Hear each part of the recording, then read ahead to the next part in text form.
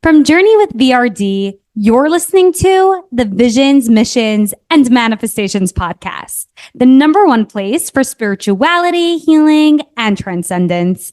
I'm your host, Vivian Dayan. Now let's get into it.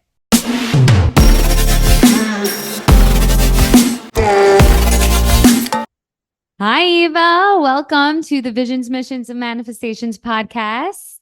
Hi, how are you? I'm doing well. I'm so excited to introduce you for all of our listeners on today's podcast. We have a very special guest who I can't even believe I'm saying this. I've known for 15 years now. Eva is the owner of Blue Moon Yoga in Shrewsbury, New Jersey, and who I've worked with one-on-one to get my yoga teacher training certification. Today, Eva is a very successful owner of Blue Moon Yoga, a yoga and spiritual center in Shrewsbury, New Jersey. However, that hasn't always been the case. Eva, can you tell us a little bit about what you were doing prior to owning Blue Moon Yoga? All kinds of things, but primarily I was working in civil engineering as a land surveyor and engineering technician. So lots of math, lots of geometry. Lots of math, lots of geometry. It's so funny that you bring that up because I think now in the spiritual community, everybody references geometry, like the geometries, the sacral geometries. Have you heard anything about that? Yeah, all the time, and for a lot of years. There's I've actually started hearing about sacred geometry when I was in college. I have an art degree, and we talked about it in reference to like Leonardo da Vinci and things like that. So yeah, it's interesting. I thought that I would be in a scientific, math-based path in terms of work. But yeah, it's how now we're really talking about sacred geometry a lot. And I'm like, wait, I know some geometry. So it's funny how life takes us through the journey and like how when we originally learn something, we don't think it's going to be at all in relation to anything that hits home to our purpose and mission and our vision in life.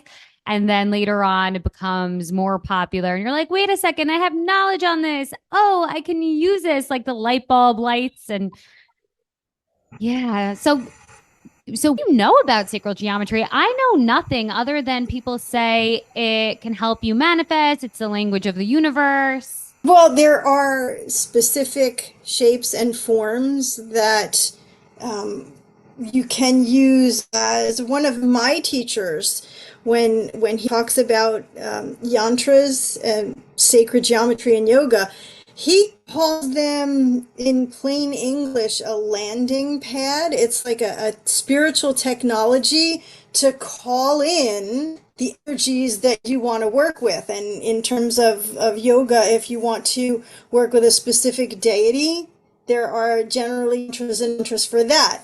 In terms of general sacred geometry, there are things like the flower of life, which is about abundance. So if you set up your crystal grid on of this flower of life, sacred geometry is supposed to alchemize and empower your crystal grid even further to make things work even better. And perhaps this could even be a way of getting closer and meeting your spiritual team, our spiritual galactic family, even. Oh, sure. Oh, sure. And you can use the geometry, you can use the yantra, you can use the flower of life and the other forms of sacred geometry to meditate on as the focal point of your gaze if you like to gaze at things in order to meditate. We use candle flames and flowers, and you could use sacred geometry, and then it in essence goes directly into your conscious and subconscious mind. I love that. I think right after we record, I'm going to dive deep into sacred geometry because I feel like it's something that I'm feeling open to these days. And there's so much. Yeah, and there's lots of books about it. And there are even, if do a little hunt and you can find books that actually have all of the pictures of many of the grids. And then, that just makes life so much easier. Back I could only first imagine. doing this, you had to find somebody that knew about it and they would teach you how to draw it. And now it's like, I can just search online, find it and print it out, and it makes life so much easier, so much faster, and just as legitimate. And just as legitimate. It's so true. I think Regan Hillier has a book on it that the seed's been planted in my mind. I heard that she had a book on geometry, on sacred geometry, and I'm like, I really admire Regan Hillier. I'm going to maybe now after this conversation go look into her book. But all this being said, how did math, being an engineer, lead you to one of the most spiritual, authentic, really raw careers of like just being a center for people to explore their spirituality in the energetic realm? I'd like to give you a step-by-step method, or but the truth of the matter is I don't actually know. I just followed the cues and signs to do things that felt aligned to me.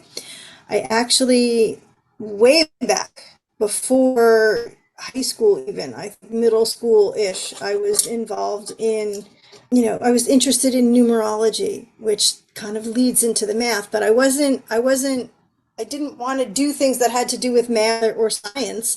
I was an art I was a creative. I wanted to sing in choir and artwork and all of that.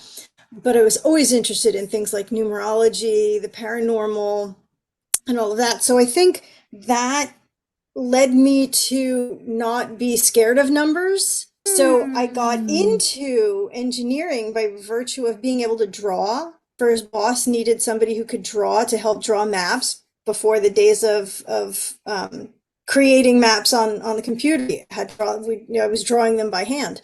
So that kind of led me into this beginning of the engineering, and because I understood the math and I wasn't afraid of numbers, I went deeper and deeper onto the path. And in terms of land surveying, you need to know geometry in order to work with geometry. So I learned on the job, even though I was already familiar with numbers and fan of them, so to speak. And then I just kind of shifted gears from one to the other. And It really sounds like your interest in the spiritual with like numerology, sacred geometry really like went hand in hand with your beginning job or career of being an architect and an engineer. Um, do you know what number in feng shui you are?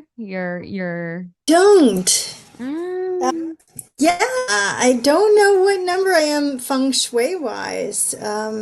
Hmm. I'm on the one path. I'm on number one. It's like for females, you add up certain numbers and then you subtract. I forget the formula, but it's online. It's really easy. But Yeah, you I can might have to go look calculate. that up. Yeah. So that's really cool. And how long were you in that position until you took over the studio? I was doing that for, I don't even, you know what, more than a decade, probably Wow. maybe 15 years before I left to become a yoga teacher. And then I went back to it. See, I've kind of, I've in and out of things as basically I needed money in terms of, talking about manifesting. That's part of what this podcast is about. Um, After I started practicing yoga, I left engineering not to become a yoga instructor. I was leaving the job anyway. And it happened that as I was leaving the job, somebody suggested a yoga teacher training to me, and I went while I was not working. And the woman who suggested that to me owned the yoga studio that I went to. She was my teacher. And after I finished my teacher training, she decided to move out of state, and she offered to sell me and the woman who became my business partner a yoga studio. And I wound up being, wanting to do this, but not having the money to buy the studio. I wound up, in essence, manifesting um, a contract to work for, I forget how many months, 6 or 8 months for the old company that I used to work for at a much higher pay rate. And Wow. basically it gave me enough money to use to buy that yoga studio. And then I Wow. left the yoga studio. Wow, wow, wow. So a couple layers here I want to break down for the listener. So you were in this original architect engineering job. Yes. You itched to leave. What was it that caused you after a decade to leave that position? I was just unhappy with changes at the company. And there was in a department that I really liked with, believe it or not, a lot of math and a lot of geometry. We were designing and building bridges. And when my company had a little bit of a shakeup, they didn't put me in the department that I liked. They put me in a department that I found to be really boring and unchallenging. And you know what, it's not worth it to me. And I left in order to find another job. That other job turned out to be going to yoga teacher training and, going back as a freelancer and winding up buying a yoga studio, not Blue Moon Yoga. Right, the yoga studio before. This is so kismet in Yeah. how like you decided I'm not going to stay in a place I didn't like. Like although you loved your career at the time, they put you in a place that didn't feel in alignment for you. It wasn't lighting you up.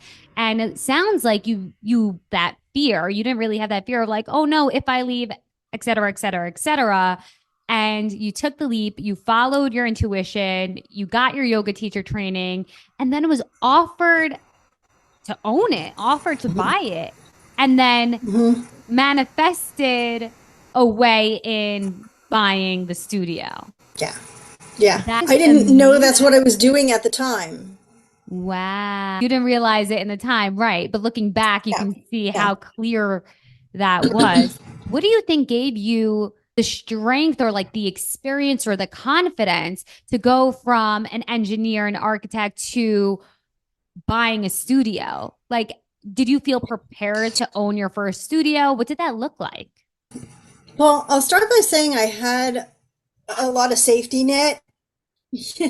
I had a lot of friends who were still working engineering who, if I needed money, I could pull a freelance job and work here and there. So that helped with the courage. I didn't know anything about owning a business when I did this. It was really just, this is something that I want to do.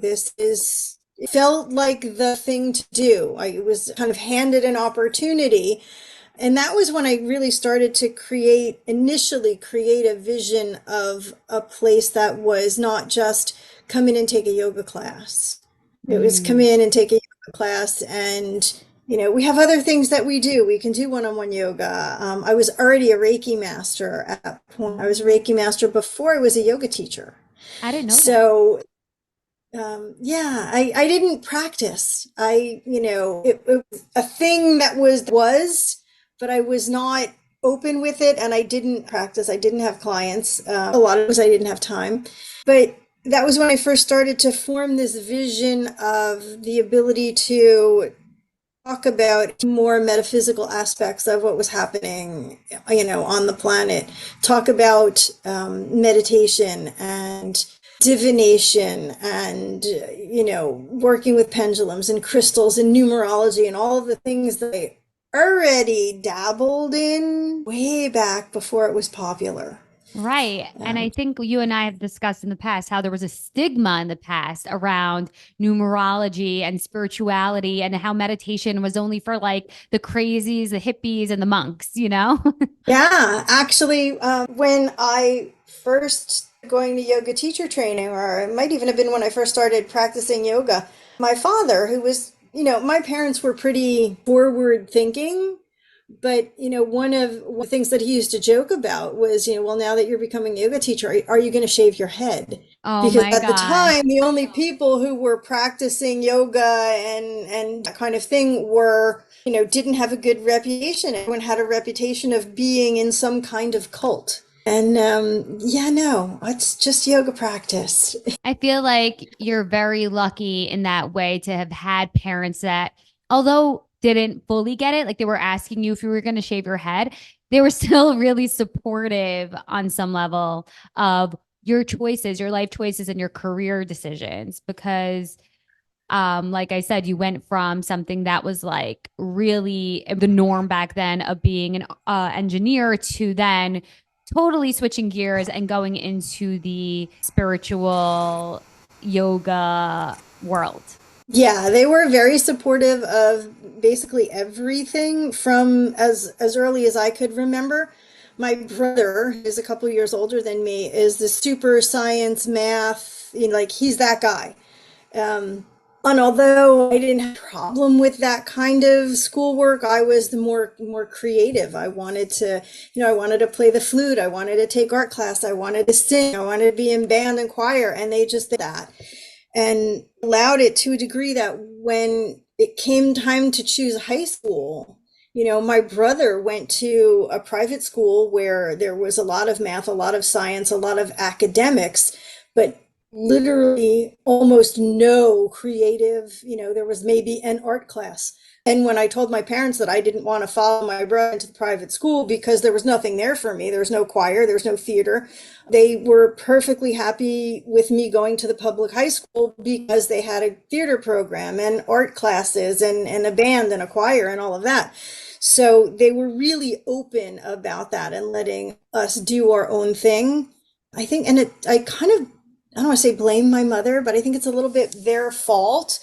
When I was when they thought I was old enough to understand, my parents actually gave me the book Siddhartha to read, which is the book about Buddha.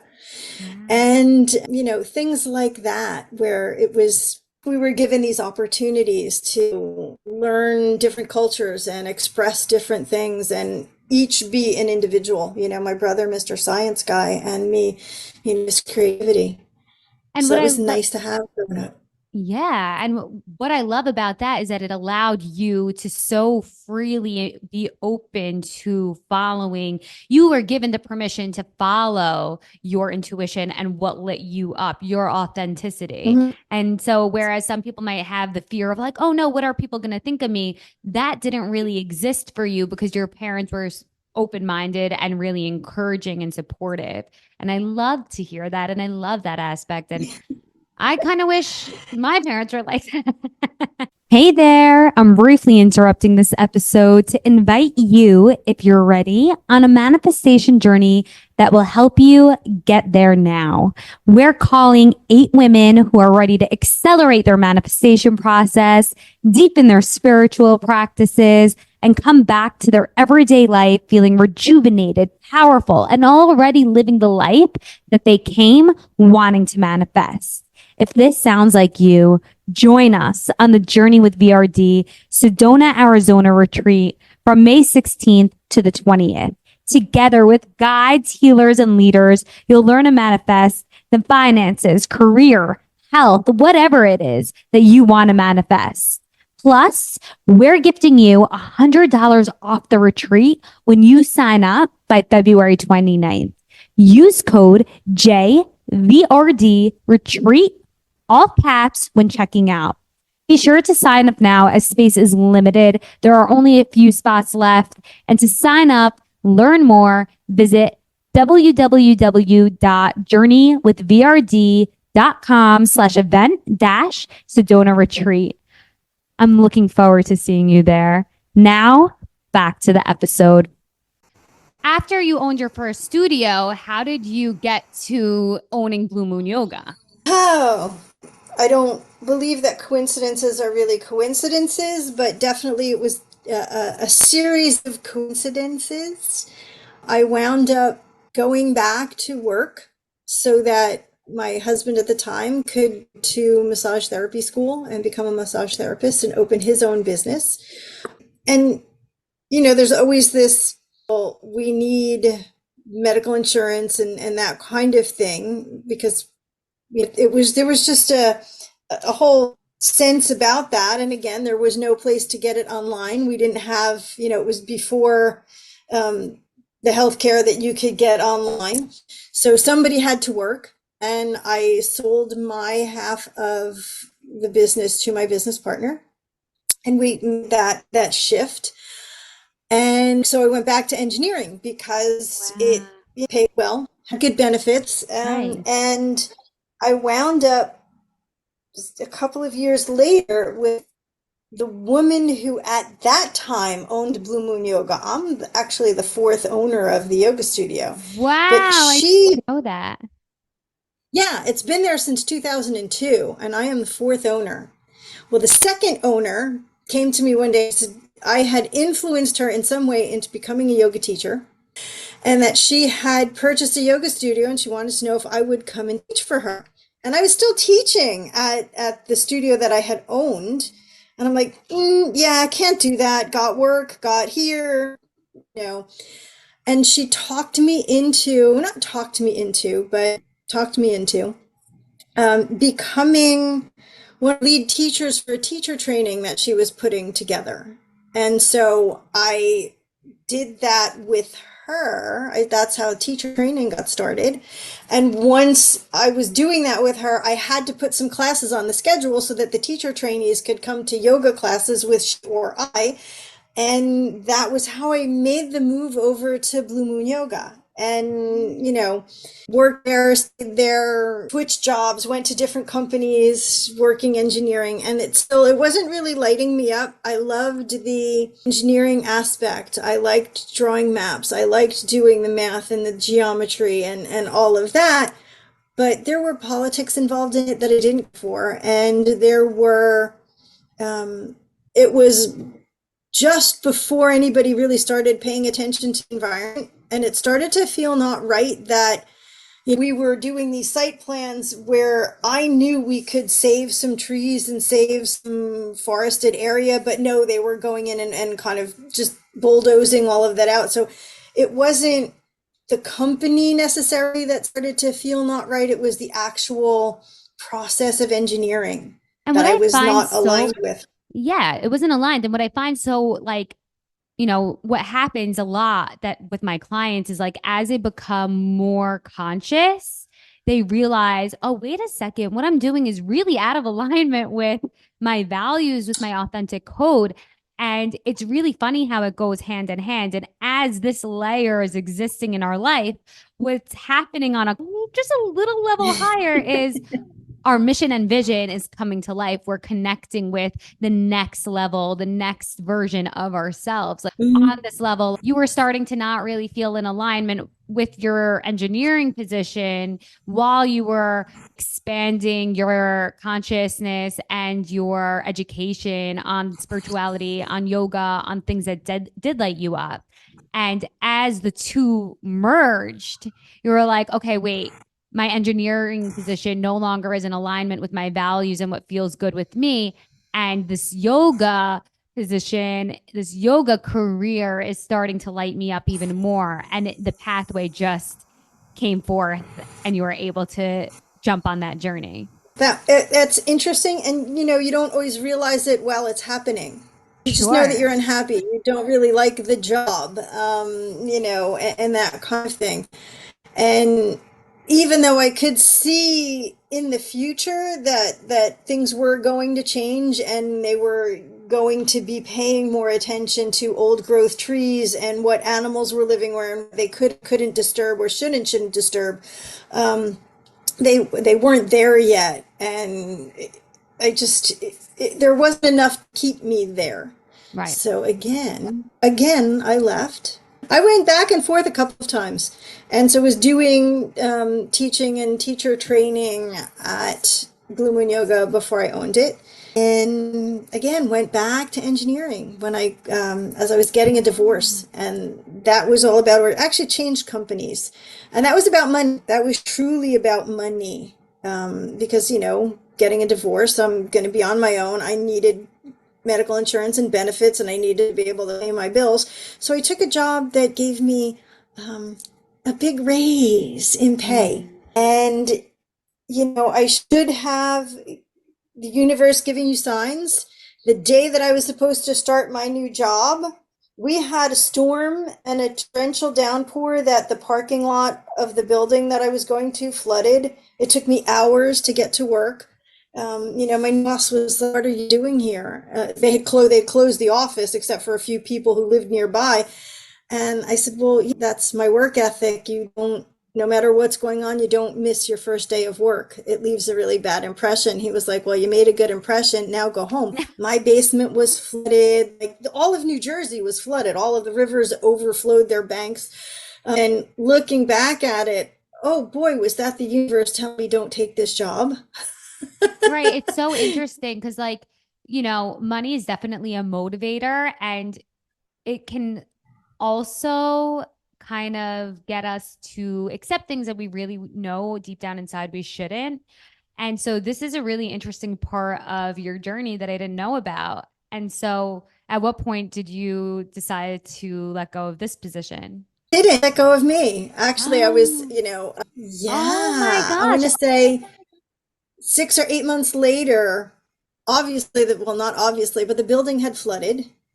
I'm allergic to mold. Oh, I right. don't know whether they cleaned the building not well enough or what the heck that was, but I'm going to say 6 or 8 months later, I got so sick. I had an immune system cascade that, I mean, I was so sick that I could basically only make it to work 2, maybe 3 times a week. And Wow. I was having acupuncture done and I was having all kinds of holistic treatments done, working with all kinds of medical doctors. It took them, good gosh, a year, maybe 14 months to finally figure out what was going on. Finally, and they were they were testing me for thyroid cancer and all kinds of things. And at that, I'm going to say it was 2008. At that point, the economy went bad, really Mhm. bad. And the company that I was working for laid off 2/3 of their employees. And because I was one of the last in, I was one of the first out. And being laid off gave me time to rest and heal and time to be out of that building that Mm-hmm. I believe was making me so sick. And it wasn't anybody's fault, certainly wasn't the company's fault. No, my husband now worked for the same company at the time and, basically got laid off on the same day. When they called him back to work, I was like, almost begging them to put me on the bottom of the list of, people who wanted to come back to work. I was like, have them call back everybody else first.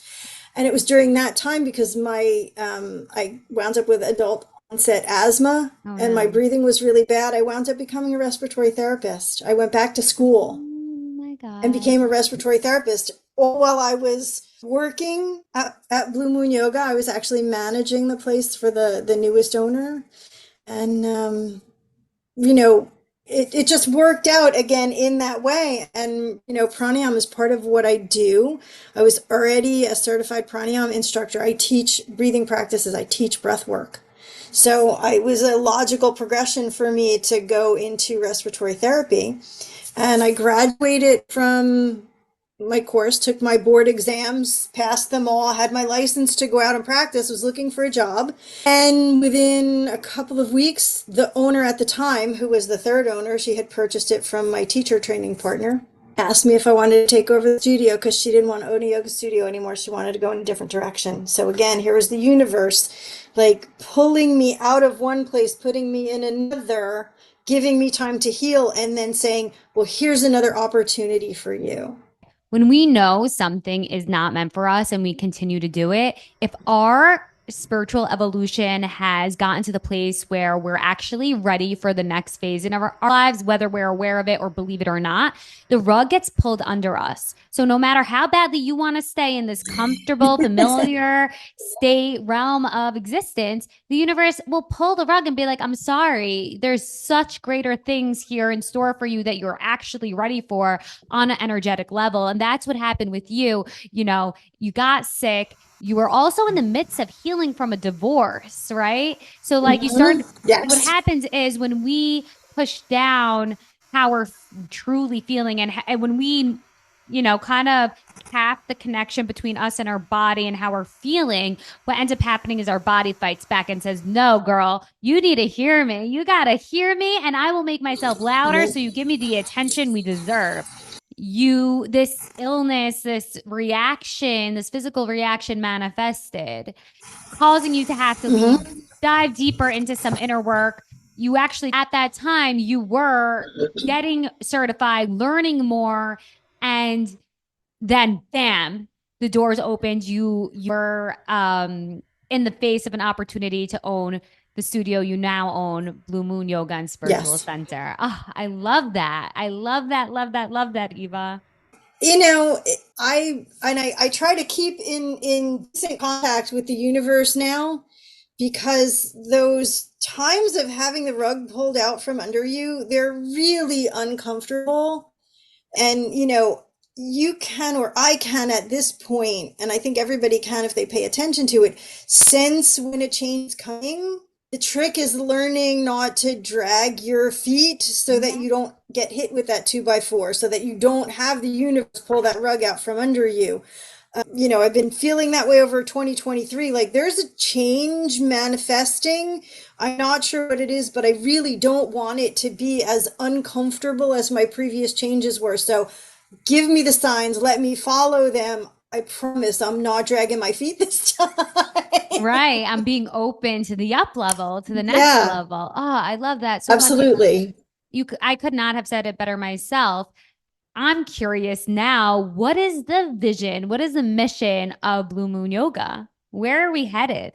The simple answer is we're headed wherever the universe takes us. I feel less and less like I am in control of anything. If you had asked me that question a few years back, I would have had a list. Oh, and we're, going to do this and that and the other thing. And some of that might have happened and some of it might not have happened. The broad vision is to keep the doors open, first of all, for anyone who is in that area, that realm of exploration. Yes, there's yoga. Yes, there's the physical posture, and that's a great doorway in.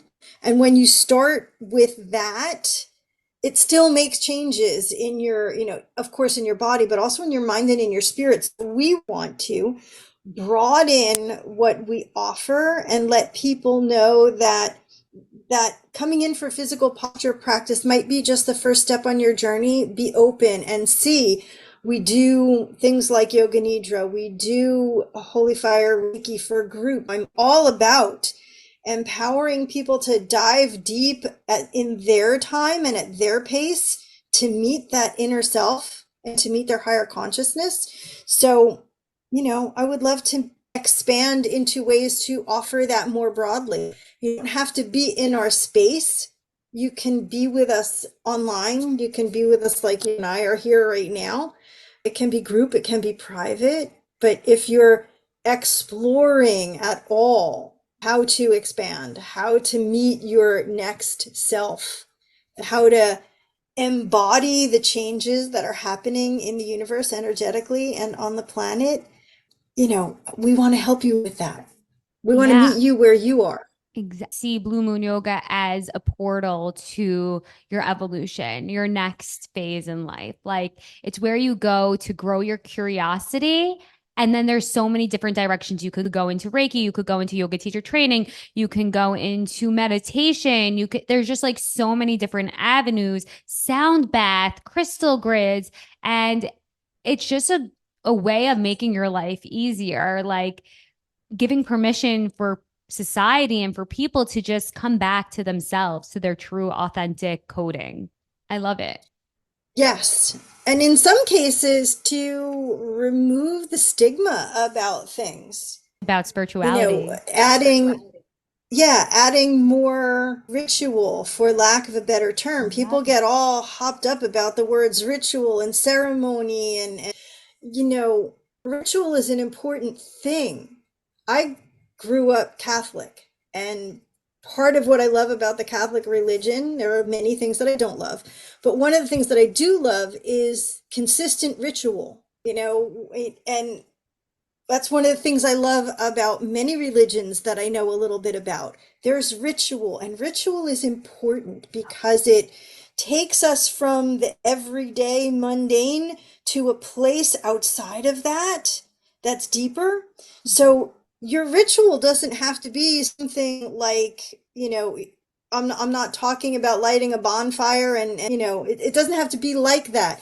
You could grab your journal, your favorite pen, a cup of tea, and light a candle in the morning and spend 20 minutes at your morning ritual to set up your day, to clear your mind. Or you could do that prior to going to sleep. You know, in your journal, take a list of 5 or 10 things that you're grateful for that happened during the day, and then turn out the light and go to bed. And it changes your whole energy about how you're sleeping. 100%. Yeah, So 100%. it's not this crazy old school, we need to remove that stigma I about the agree. words ritual and ceremony. It's not necessarily religious or, you know, Moo, spiritual in a as woo negative woo, as people way. think. Right. Yeah, yeah. We create our own, and we do that at Blue Moon too. Let's help you create your ritual. I love that mission. What is something that you're manifesting in the new year? For all those listening, it is just a few days before 2024. So I'm curious to know what Eva is manifesting in this new year. Don't I follow the calendar that we follow by virtue of, in business and dealing with people, it's a necessity. But I'm not a New Year's resolution. The calendar page is flipping to 2024, so I have to know exactly what it is I'm manifesting. Mm, Right now, because I follow the wheel of the year, right now we're in a period of rest. We just um, winter solstice just happened last week. So we're in this period of rest, almost a liminal space where you're resting, you're letting the year settle before the next year comes in, and we're not in the energy of that new year yet. So I will take the rest of December, which is just a couple of days, and a good portion of January, and sit with my candles and my journals and look at what and reprise what's happened over 2023 and look at where I want to go for 2024, and I'll be ready to make those statements of manifestation by the next Wheel of the Year celebration, which is around Groundhog Day, Chinese New Year, love Asian New that. Year. So I'm in that period of what do I really want to manifest for the coming cycle? Because that's the beginning of the growth cycle. And right now we're in the dormant rest cycle. Wow, I love So, that. I love but if I learning all had these to, different things and off the top of my head, for me personally, I actually, this might sound a little odd, but I was doing meditation and an astrology thing the other day, and we were talking about we're going through each of the new moons for Mhm. 2024, and we were on Leo. And I found over the last couple of years, probably since the pandemic, I haven't been my bold self, if that makes sense. Not that I've been purposefully keeping myself quiet, I've just felt that way. And as we were talking about the new moon in Leo, whenever that is in 2024, I started to kind of doodle about the idea that my last name is Leobold. So I'm Wow. looking to kind of step into a little bolder aspect of myself and maybe fit my last name, that Leo lion, lioness Energy. energy, and be a little bolder. So that's something that I'm toying with manifesting for myself in 2024. And I for love Blue Moon, a continued expansion. mm. I feel like there's people out there that are on this journey and either don't realize it or don't know where to go to take the next step. They should know about people like you. They should know about places like Blue Moon Yoga.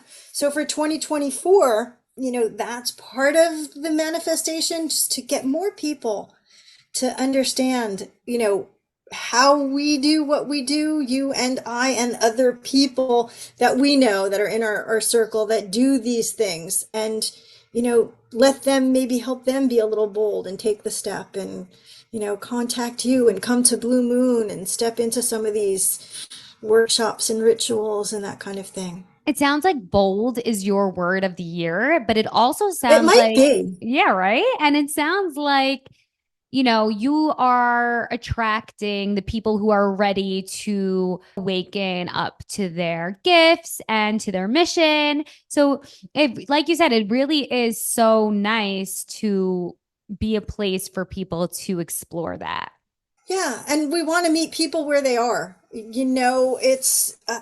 been in the position where I've gone to yoga class or something spiritual that's been so far over my head that not only did I not get anything out of it, it might have even scared me a little bit way back at the beginning because I just didn't understand. Or other things that I've stepped into, again, back in the beginning where it was like, that's a little scary, and I don't know if I want to do that.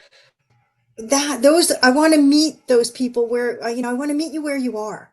I Don't be love that. scared. Come in and have with me because I get it.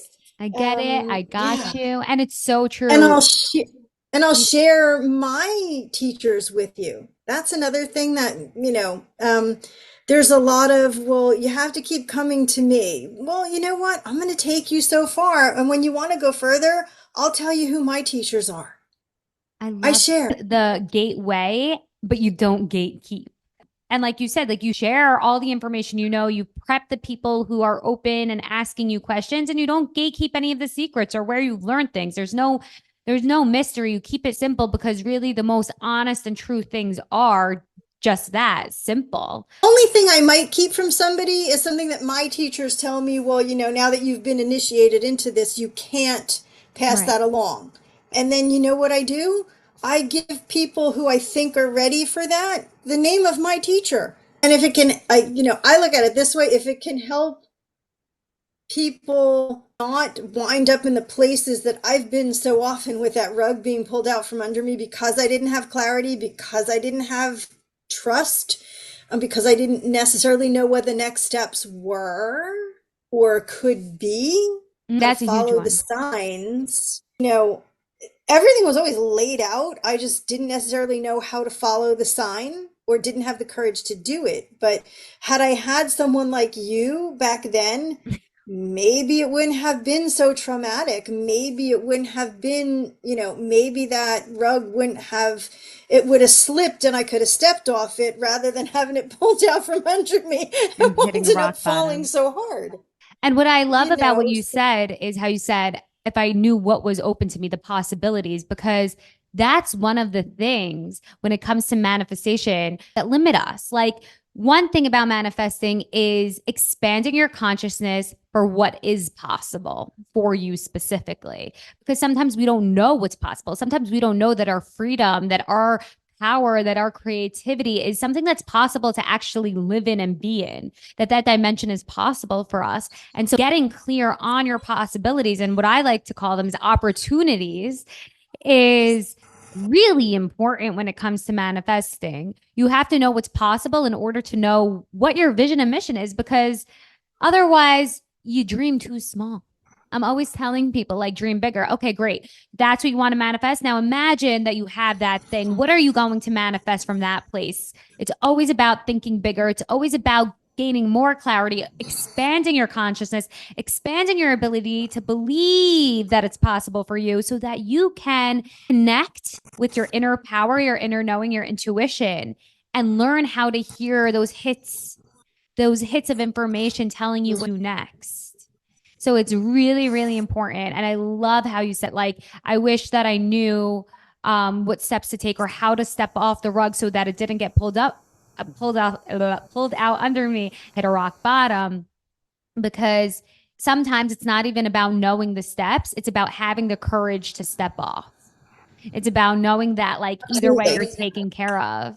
Because sometimes there's so much fear around leaving what's uncomfortable. Like the classic example of somebody who's in a toxic relationship knows it's toxic, but it's so familiar that it's more comfortable to stay in the pain than to manifest a partner who treats you super well and with such good respect and, the respect that you deserve. And it's about making the uncomfortable comfortable. It's about showing your mind, okay, if I take these steps that I think I'm scared of, this is all the great things that are going to happen. And you get to decide what those great things are. And that's what's so amazing about this, because the possibilities are endless. The opportunities are boundless. Like, if you can imagine it, it can happen.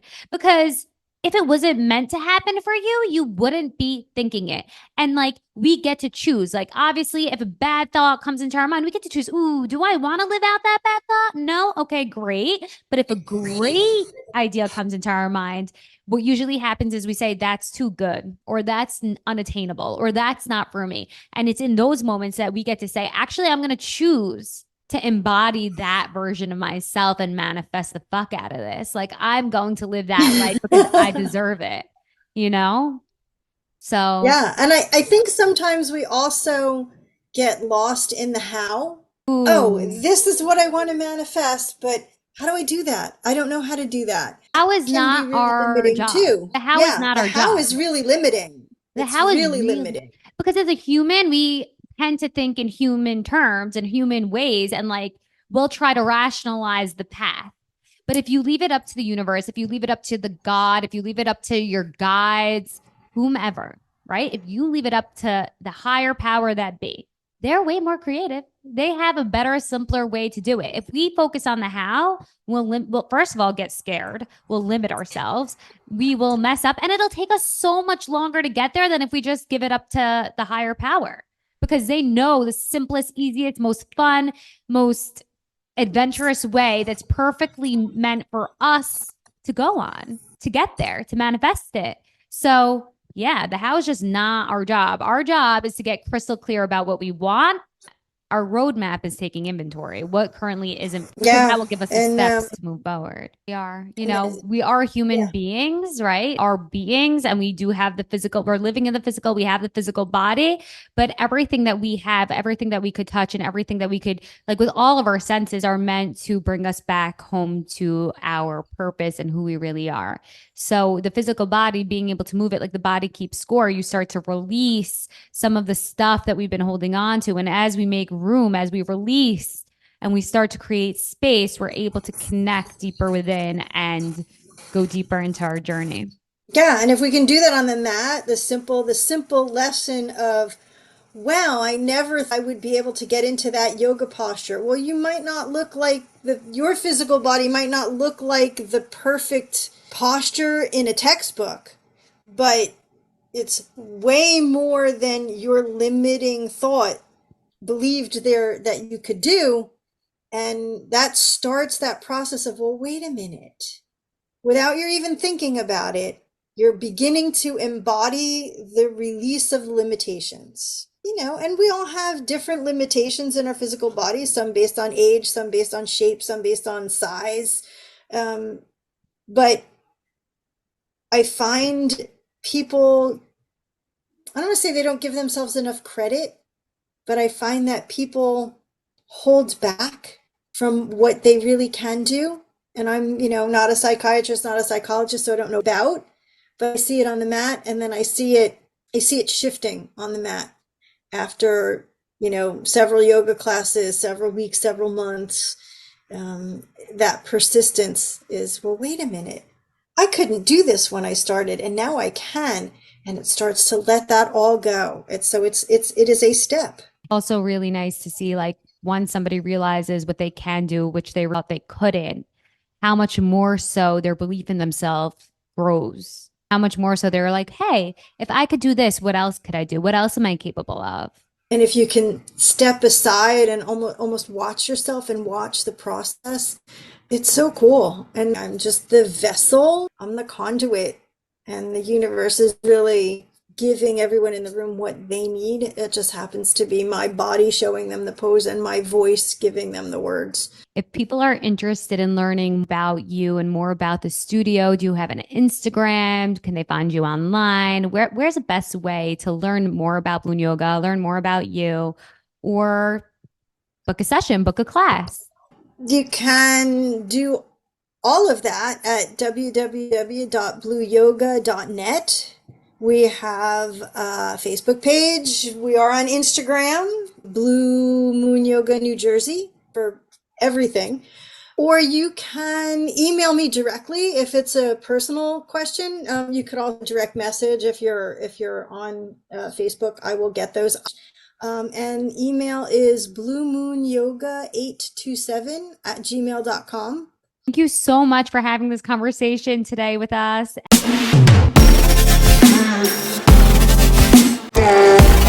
Hey, if you like this podcast episode, please download it, give us a nice review, and follow us on Instagram at Journey with VRD to get all the latest and the greatest updates. Till next week.